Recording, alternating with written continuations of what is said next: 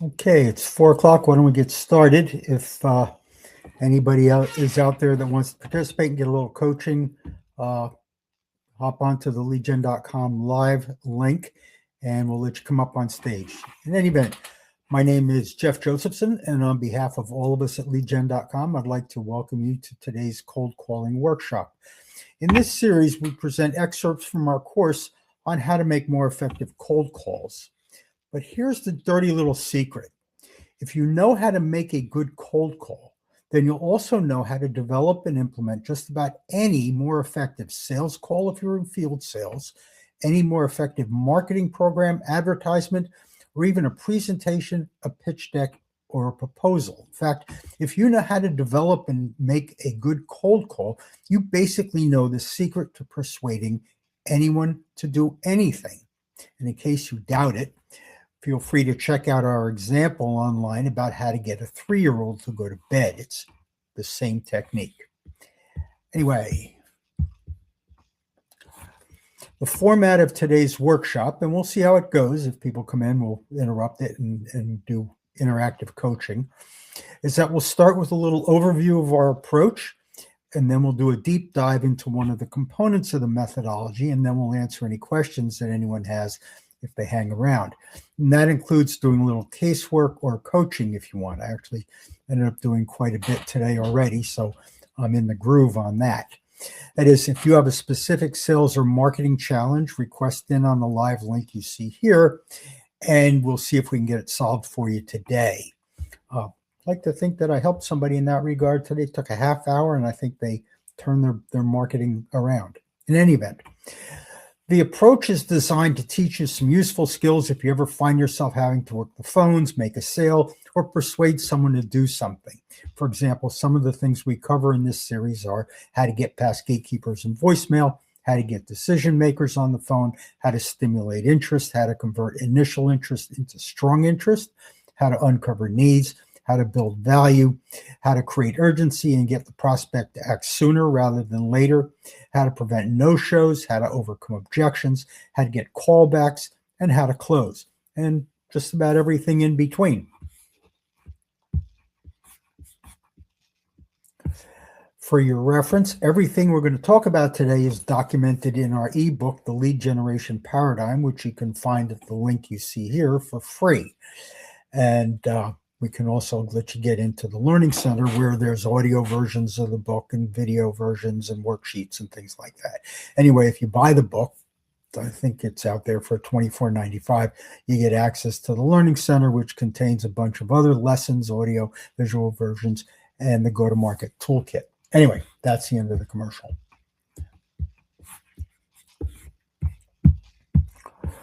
Not surprisingly, cold calling, like sales in general, is all about the art of persuasion or how to convince someone to do something that they otherwise weren't going to do. We're going to focus on the B2B application, but the tools and techniques that we use here apply equally, not only to convince a decision maker to grant you an appointment or to get a consumer to buy a particular brand of shampoo, but even if you're trying to convince, as I said before, your 3-year-old to go to bed. Persuasion is all about how to get the prospect, in this case, though, to talk to you, meet with you, and ultimately buy from you. And by the way, to buy from you when you want them to buy and at the price you want them to pay. Just to be clear, we didn't invent this stuff. The method we use actually dates back to the 1930s, which you can see here. And it's called AIDA by the acronym. We package it up and we show you how to make it work for you, or we'll do it for you. But we found that it's a far sight better than most of the junk that passes for sales and marketing advice today. Anyway, AIDA stands for getting the prospect's attention, stimulating their interest, ideally in your product or service, getting them to desire or want to do something about it, and then getting them to actually act on the desire or pull the trigger, if you will. Although it originally applied to consumer sales, we've found that these 4 steps are equally effective in the B2B cold calling realm.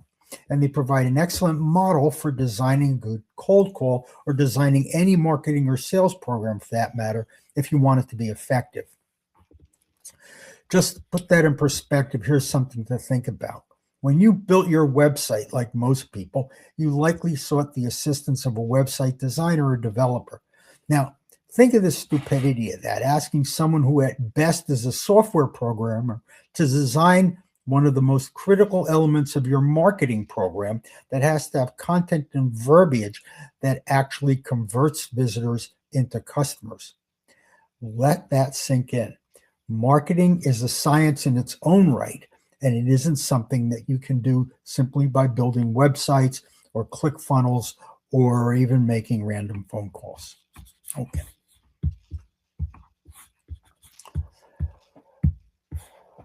Now, this proves the point that it's a lot more complicated to make a good cold call than you think, because what you see here is a flowchart, actually a kind of a 30,000-foot view of how to develop and implement an effective cold calling, or, as I implied a moment ago, any marketing or sales program. And if it looks like it's going to be a lot of work, you're right. The reason is it actually takes a lot of work to design a call that might be over, even if it's successful, in less than 30 seconds. Anyway, it's probably a bit more than you expected, but unfortunately, getting past gatekeepers, uncovering needs, stimulating interest, building rapport, and closing on an appointment and the sales opportunity that's likely to close successfully, quickly, and profitably turns out to be pretty complex. You can't do it just by writing or reading a script. It doesn't work. Now, we covered this high-level view as other details in other sections, but I just want to note that the AIDA concept is built right into this model, and that's what you see in the green outlined diamond-shaped steps. So when I talk about AIDA being part of the process, it literally is the process. That is, we have to get the prospect's attention, we have to stimulate their interest, we have to get them to want to talk, meet, or buy, depending on where you are in the sales cycle. And then we have to get them to actually do it. We have to get them to pull the trigger, sign a contract, show up for an appointment, buy the product, whatever it is. Okay. If you think about it, of course, these are the same challenges you have not only on the typical cold call, but on a typical sales call or with any marketing program. Even if you're putting out ads, you have to get the prospect's attention, you have to stimulate their interest, you have to create desire, and you have to trigger action. That's in advertising. So you do the same thing in advertising that you do in a cold call. Same thing with a sales call. You have to get their attention, their interest, their desire, and then get them to act. So anyway, the particular step that we're going to cover today is this one. And that is, we're going to cover the question of how to stimulate initial interest. That is, how do you come up with something to say, something you're going to get a chance to say, and that's going to get them to want to stay on the phone or engage with your ad or read your email or click on your phone, your form, or stop in your trade show booth. Anyway, we call this an interest-creating remark, or what's also known as an initial benefit statement. Now, I absolutely understand that your problem may be that they hang up on you before you even get to say something, or that you have trouble just getting them on the phone. But we deal with that in other workshops, so come back later for those, or if you want to ask about that during the AMA, feel free. But it turns out that the best place to start when you're putting together your cold call or any other marketing program is right here. That is, if you don't have something interesting and compelling to say, it won't matter that you got them on the phone. If you put up a billboard and they don't call you and they don't respond, it won't matter that you put it up in a high traffic road. If you run an ad or send out emails and they don't click and they don't make an inquiry, it doesn't matter how much you spent. You have to be able to put a message together that's going to engage and trigger a response. Let me take a side beat here, okay? It's not my script. Everybody talks about CTAs. CTAs aren't a thing, right? People believe that you can play around with different action mechanisms and different trigger words in order to get people to click on a call to action or to do something or click a button or whatever. You've lost the battle if you're worried about a CTA. You've lost the battle already if you're working ClickFunnels. Those are scams that were developed by software people to get you to spend money and waste time because they have nothing to do with a successful and effective marketing program or lead generation process. Okay. What really engages people is the messaging and the theme behind the messaging. And it is that message that needs to trigger the response, not the CTA. And that's where people get it wrong. Okay. In any event, you have to put together a message that's going to engage and actually trigger the response, not rely on some gimmick to get a click through that's going to be clicked by a bot anyway.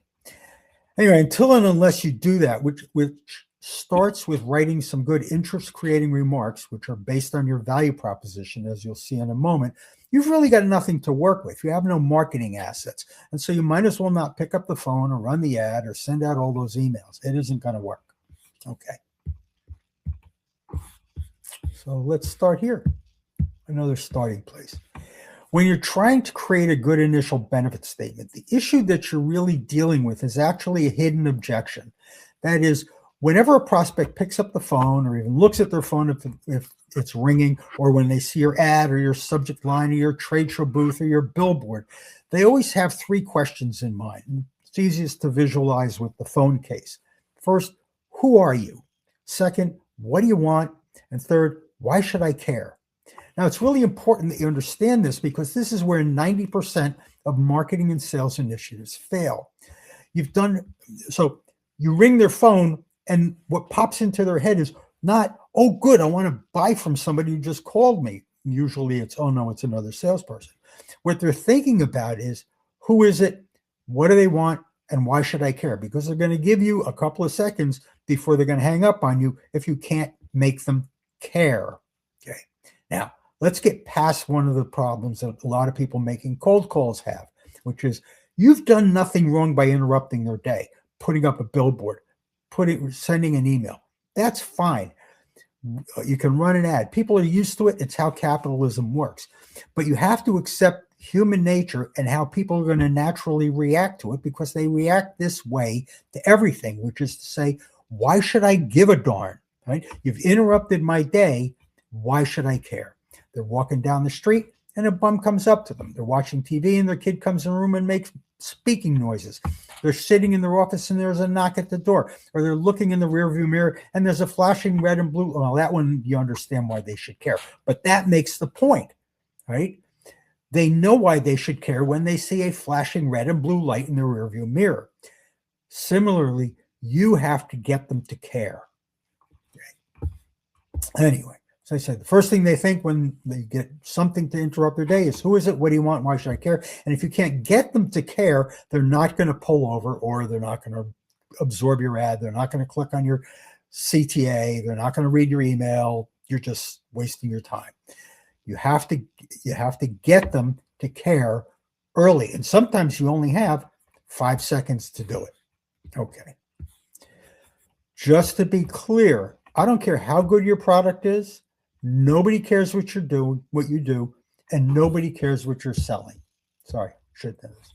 As far as your value proposition is concerned, nobody cares what you do. Nobody cares what you're selling. They only care about their own needs, goals, and concerns. And there's the hook. Okay.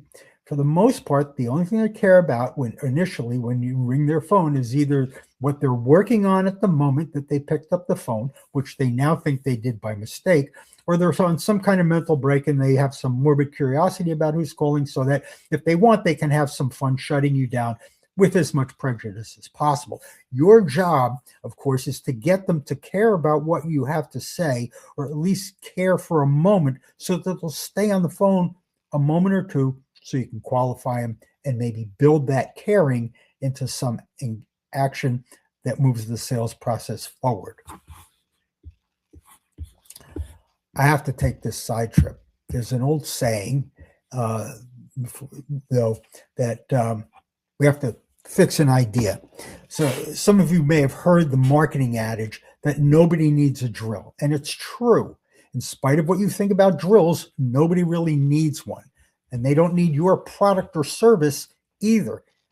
Even though they sell a lot of drills, nobody needs it. What they need is a hole. They may need a piece of furniture fixed. They need to hang a picture or fix a tooth. But a drill is a tool. The need is whatever the drill does for them. The problem that they have is the need that you're after. And the need is what motivates the purchase. It also motivates their willingness to stay on the phone. The existence of a solution does not motivate them to stay on the phone. I can't tell you, you probably know better than I do, how many times my phone rings and somebody calls up and says, we build websites, or we have databases that can lower your cost per lead, or we provide payroll service, or I don't care. I don't need any of that. Nobody needs a drill. Now, there are things that people need, and we got to get to those. But if your first line on the phone is telling people what you sell, you're going to fail. So don't do it. If you call someone up and say, we sell drills, hey, drills are cool tools, but I bet you don't need one. And if somebody calls you up on the phone and says, we sell drills, you're probably going to think to yourself, I don't need one. I already have one. Congratulations, you proved the point. Okay. The underlying need is what motivates the purchase. And the underlying need is what motivates people to stay on the phone, not the existence of a solution. So that holds for your product or service. If you're talking about your product and not the underlying needs and problems that justify its purchase, or at least the benefits that it offers, you're wasting your breath. And you're asking for your cold call to fail, or your ad, or your booth, or your email, or your website, or your sales process. You're asking for failure. Okay. Let me give you a very clear example that will illustrate this point. 99% of the websites that people that are up there today that are oriented towards, by some business, have a banner at the top, and it says about us. That is the biggest waste of real estate ever. When somebody visits your site, they don't care about you. Now, if you changed it and you said, why us, you might actually get some engagement. Again, let's put that in perspective. 25 years ago, when the internet was young and new, and I had less gray hair than this, people were building websites, and users of websites surfed the web. They wandered around. They even published books about interesting sites you could go to. And people published websites. And when you got to one, you want to know, oh, tell me all about you. And it was kind of a thing. It was interesting. But that's an artifact of when websites were new and there weren't a whole lot of them, and people would spend time looking at them. Now, nobody cares. People don't have the time to surf your site and browse it and look around. They want to know exactly, why should I use my valuable, scarce time looking at this screen? And if you don't tell them right up front, why us? Why buy from leadgen.com? Why be here? You have to give them a reason, and it's got to be quick. Same thing on the phone call. If you can't tell people why they should be talking to and make it compelling, you are going to fail on your cold call. So you need to put that argument together, and you need to make it clear, cogent, and compelling. Okay, so let's get into it. So let's talk about your value proposition. This is the answer to the question, so what? Or why should I care? Or what's in it for me? That's the WIFM that the prospect might be asking. And many of the other questions that people have in their heads when you try to pitch them or sell them. They don't know why they should talk to you. If you expect them to make an inference from spending money on your product to gaining some value, you are out of your mind. They can't do that. You have to tell them why. Now, getting back to that idea that they have in their head, the problem is most of the time, they're not going to tell you that. They're not going to ask you the question, why should I be interested? Why should I care? But it's a silent objection that is always there. When you make a cold call, that's what they're thinking. Who is it? What do they want? And why should I care? So knowing that that's a hidden objection, a silent objection, you need to answer it or you'll fail. So the question is, how do you do it? Well, let's talk about two types of value propositions. One negative, based on needs, and the other positive, based on benefits. And we're not going to go crazy on that today because there's a whole science to how to write this. But you have to think about what needs your product or service satisfies, what problems your product or service solves in order to begin to get people's attention with a value proposition. Now, if you're like most people who listen to the charlatans in this business, website developers, platforms, and marketing solution providers who masquerade as marketing experts, you move on and focus on something else entirely. You don't worry about your value proposition, even though you know in the back of your mind you're leaving all the good stuff behind, right? So let's get back to it. The way you come up with a good value proposition is to start by writing a few case histories. Now, the goal is to understand why someone, like a previous customer, if you have one, bought from you and what value your customers got by doing business with you. If you don't have any case histories because you're a new business, you can make some up out of use cases that you have for the product or its applications. And by the way, there are very few product developer, inventor type people who don't understand the underlying needs of the market they're building the product to satisfy. The problem is that message gets lost by the time it gets to marketing. But you have to know what needs your product satisfies and what value it is to the user to solve those problems if you want to come up with a good value proposition. Anyway, if you don't have any case histories because you don't have any customers, you can make them up and call them applications. If you don't know how to write them, we'll show you briefly in a minute, and it's also in the book, and there's a whole bunch of tools on the Learning Center that you can help write them. But one thing I do need to mention, though, is that case histories are not the same thing as testimonials. In fact, testimonials are really bad. Naming names when you're talking to a prospect is a distraction, and it takes way too long to get approval. Rather, case histories are nothing more than bedtime stories. That's what I mean by that. My favorite slide. Bedtime story is a morality tale. For example, there once was a kingdom. It had a wise king. He had a beautiful daughter who was kidnapped by an evil witch who locked the princess up high in her tower, deep in the woods. This made the king sad, and so all his subjects were sad, so they couldn't work, and the crops fell to ruin, and a dark cloud descended over the kingdom, and everything went belly up. One very sad story, right? Bedtime story. One day, though, a handsome prince rode by, and he heard the princess crying, so he told her to let down her hair. He climbed up, rescued the princess, and brought her back to the king. And so now she was happy, and the king was happy. His subjects were happy, too. So they were able to start working the fields again, and the sun rose in the east, and the clouds disappeared, and they all lived happily ever after. That is a bedtime story. You need bedtime stories. Why? Because you're the knight. Nobody really cares about you. The customer is the king. But you need to talk about how bad things were until you came along. You need to talk about the famine, the unhappy subjects. You need to talk about the sun getting blotted out by clouds and how the kingdom was falling apart. And that's how you engage with your audience. I'm going to jump ahead a little bit. The prospect that you're calling has these problems. If you talk about a solution, you're going to miss him entirely. But if he's thinking about the fact that his crops are ruined, his subjects are unhappy, he's losing money, then when you bring into your communications with them, in particular your initial benefit statement, an understanding of the pain that he's in, you will get his attention. So in other words, getting somebody's attention and initial interest isn't a matter of showing them your product. It's about connecting with a need that they already have in their head. Then it's easy. Okay. On the other side, you can do it two ways. One, you can do it pain-based or you can do it benefit-based. If you're talking about the benefit that your product offers and they're thinking about, gee, how great life would be if I didn't have this problem, you are automatically going to connect with that thought in their brain. You don't have to worry about explaining things to them. You don't have to worry about whether your product even works or not.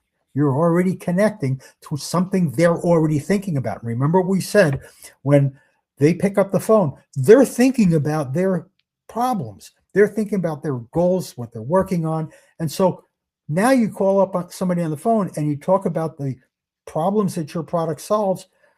You're automatically connecting with what they were thinking about before they picked up the phone. I can tell you they weren't thinking about drills, right? They might have been thinking about holes. They might have been thinking about the crops being ruined. They weren't thinking about drills, and they weren't thinking about knights in shining armor. But if you put together an initial benefit statement that talks about the problems that you solve and the benefits of your solution, you at least have a chance of getting their attention and initial interest. Okay. Here's a format. I know I gave you the bedtime story version. From a technical perspective, what you see here, oops, I'm sorry. I keep forgetting to change the slides. What you see here is the basic outline for writing a case history. The way it works is first you give a little background on the customer, who they were, how big they were, and maybe where they are. Remember, don't name names. You can say this type of business or this type of consumer in this geography. Do not name names. It is a distraction, and people will be thinking about who that business was or who that customer was rather than thinking about the problem that you're calling to solve. You then describe the problem that they had. Talk about the problem in business or operational terms, not in terms of their need for a particular solution. You can't say, oh, they needed a website and we built them one. No, they needed to be able to get greater and more compelling exposure to their website visitors and their audience. They weren't converting right. Too many examples. Don't want to go crazy. Okay. Then describe the consequences of their not solving the problem. Describe the pain. Who does it impact? How does it impact them? What does it cost? And how do those costs increase over time? Really pick at the scab. The one thing that we talk about in another workshop on creating urgency is if you're aware of a problem that your product solves, right? And having that problem has a cost. And that cost, let's say, has a regular component. It costs them $5,000 a month to have that problem. Then you automatically have a way to create urgency because after the end of the first month, they've spent $5,000. They haven't solved the problem. At the end of 2 months, they've now spent $10,000 or wasted $10,000, and they still haven't solved the problem because they didn't talk to you. After 3 months, they've wasted $15,000 because they didn't go with you or they didn't take your call or they didn't work with you, whatever it is, buy your product. Okay? Your obvious question to them after asking them what it costs them each month is, at what point does this become worth doing something about? And that's how you create urgency. But it only happens if you understand the underlying need, pain, problem, or unmet goal that your product solves. Okay. In any event, talk about what it costs, how those costs increase over time. You can then talk briefly in your case history about what they tried to do to solve the problem, maybe that didn't work, maybe with a competitor that failed. You can then describe how you met. Briefly, ran into each other in the elevator. Nobody cares. You can also briefly describe your solution. Again, remember, no one cares. In fact, think of your product as a black box. Nobody cares. They only care about what's of concern to them. Your product is a black box. Once they're interested, then they'll want to know what you have and how it works. Now for the fun part. Talk about the results. What happened to the customer as a result of their using your solution? What did they gain in measurable terms? Operational efficiency, increased sales, increased customer satisfaction, or whatever metrics they use to measure ROI for your product. Then go a step further and talk about the benefits to the people who were involved. Did anyone get promoted? Did anyone get a raise? Did the stock price go up? Really pile on the benefits because that's what people care about. So we're telling a story, case history format that begins to understand what the needs are that people have that buy your product and what the benefits are that they can accrue from having bought your product, right? Once you've written that out, it is amazingly easy to come up with an interest-creating remark or an IBS, one that either focuses on the underlying problem or one that focuses on the benefits. That's going to get them to care. And remember, that's the whole point of what we're doing. So let me show you an example. That's going to be a little bit of a commercial. Okay. As you can see here, and I'll go through it, the focus is on the underlying problem, the consequences of the problem, and the benefit gained by the customer by bringing us in to help solve it. So here's a case history. There's an e-learning company. They were getting maybe 1 to 2. I got to bring this over here so I can read it. Sorry. They were getting maybe 1 to 2 leads per month, of which they were closing maybe 1 or 2 per quarter, every 3 months, or about 10% close rate on a very low number of leads. if they couldn't find more business, if they couldn't get more leads and close more business, they were going to go out of business, leaving about a dozen people out of work and a lot of lost investment. They responded to one of our direct mail pieces. We came in, we talked to them, we developed a customized sales training program that enabled them to go from 1 to 2 leads per month to 4 to 5 new highly qualified leads per week, 25% of which closed at nearly double their traditional prices for a net 1,000% increase in sales. Okay. That is a case history. And as you can see, it focuses on the underlying problem, the consequences of the problem, and the benefit gained by the customer by bringing us in to help solve it. So now I can write an interest-creating remark, one that's designed to get a prospect to stay on the phone with me at least long enough for us to have a conversation. Okay, let's look at it. Now I can open a call. I can say, we provide sales and marketing training that enables clients to increase the number of qualified leads that they get by a factor of 10, increase their close rate by a factor of 4, and shorten their sales cycle by as much as 80% or more. Do you have just a moment to speak with me? Now, if you heard this and you had anything at all to do with business or revenue or sales growth, wouldn't you be intrigued enough to stay on the phone for a second? Now, I glossed over the we provide sales and marketing training part. I tried to say that as fast as I could. If I could say it faster, I would, because what I want them to hear is that it enables clients to increase the number of qualified leads that they get by a factor of 10, increase their close rate by a factor of 4, and shorten their sales cycle by as much as 80%. And I do want to say that slowly. So when I ask them a question, do you have just a moment to speak with me? What are they going to say? No? If they say no, they're passing up the opportunity to increase their sales by 1,000%. Who would do that? Here's the kicker. If you were a VP of sales and we called you and you ignored this, and then we called your CEO and told him that we've been trying to get you on the phone, but to tell you about it, but you blew us off, how long do you think you would keep your job? And I can tell you, we do that. And we've done that. We had a quick story, sports equipment manufacturer. We were prospecting on behalf of a client. We called the VP of marketing, a large, well-known brand, called the VP of marketing, gave him a pitch. It's all about how this client of mine, who happened to be a marketing company, could grow the sports equipment manufacturer's sales. VP of marketing got mad. Don't call me. Don't ever come around here. We got it covered. We don't have anything to do with what you have to sell. We got all our marketing under control. Okay, fine. We called the CFO, gave him the same pitch.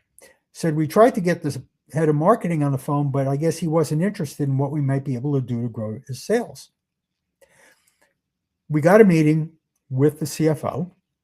Happened to be, my client was in New Jersey. The prospect was out in Southern California. Had to do a little shuffle to justify the airline ticket. By the time the client went out to Southern California for the meeting with the CFO, the VP of marketing had been fired. Focus on needs. Focus on your value proposition. Politics will not get in your way. Gatekeepers won't get in your way. And objections won't get in your way. Okay.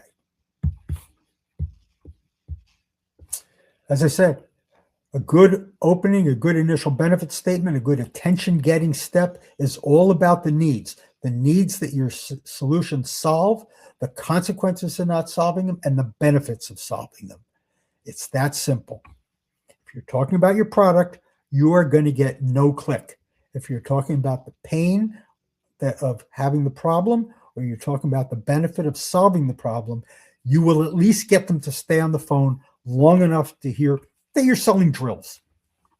Story for another day. Okay. Yeah, a couple of other things. Always be empathetic. Remember, the person on the other end of the line, they're human. Okay.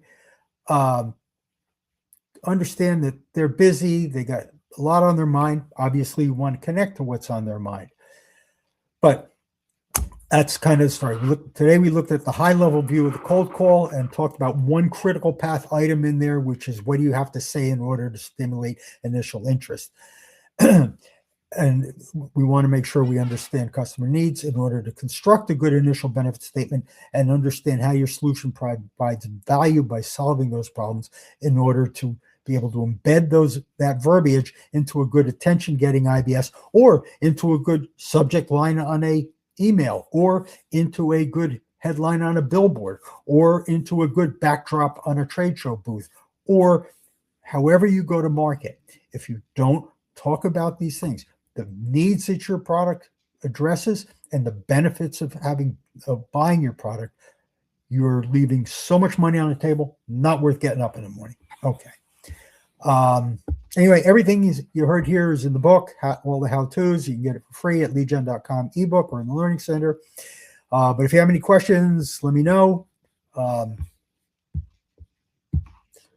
And if you want to come in, get a little one-on-one coaching today, I usually hang around for a couple of minutes in case anybody wants to work their problem in real time. Otherwise, happy selling.